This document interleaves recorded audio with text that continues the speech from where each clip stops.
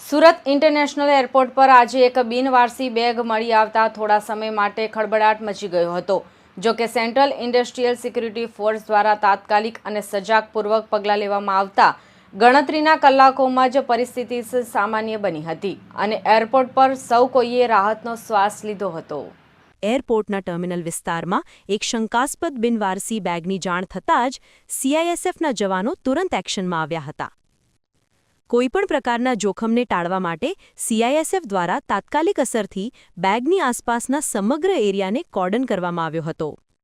આ સુરક્ષા ઘેરાબંધીના કારણે બેગની નજીકથી કોઈપણ વ્યક્તિને પસાર થવા દેવામાં આવી નહોતી।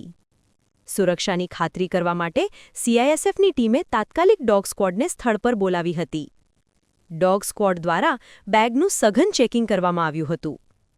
પ્રાથમિક તપાસમાં બેગની અંદરથી કોઈપણ પ્રકારની શંકાસ્પદ કે વિસ્ફોટક વસ્તુ મળી આવી નહોતી, પરંતુ સુરક્ષા પ્રોટોકોલને ધ્યાનમાં રાખીને તપાસ આગળ વધારવામાં આવી હતી।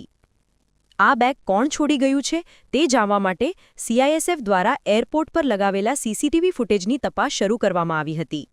સીસીટીવી ફૂટેજના આધારે સુરક્ષાકર્મીઓએ ગણતરીના સમયમાં જ બેગના વારસદાર યુવકને શોધી કાઢ્યો હતો। યુવક મળી આવ્યા બાદ સીઆઈએસએફ દ્વારા તેના ડોક્યુમેન્ટ સહિતની સંપૂર્ણ તપાસ કરવામાં આવી હતી।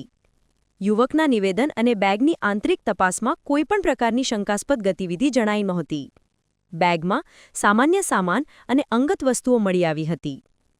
તમામ સુરક્ષા અને ખરાઈની પ્રક્રિયા પૂર્ણ થયા બાદ સીઆઈએસએફ દ્વારા યુવકને તેની બેગ સલામત રીતે હેન્ડઓવર કરી દેવામાં આવી હતી। બિનવારસી બેગનો મામલો માત્ર એક ભૂલભરેલો કિસ્સો હોવાનું સાબિત થતાં એરપોર્ટ પર ફરજ બજાવતા તમામ સ્ટાફ અને મુસાફરોએ રાહતનો શ્વાસ લીધો હતો। સીઆઈએસએફની આ સમયસર અને પ્રોફેશનલ કામગીરીએ એરપોર્ટની સુરક્ષા વ્યવસ્થાની સજાગતા સાબિત કરી છે। Bureau report, LK star news, Surat.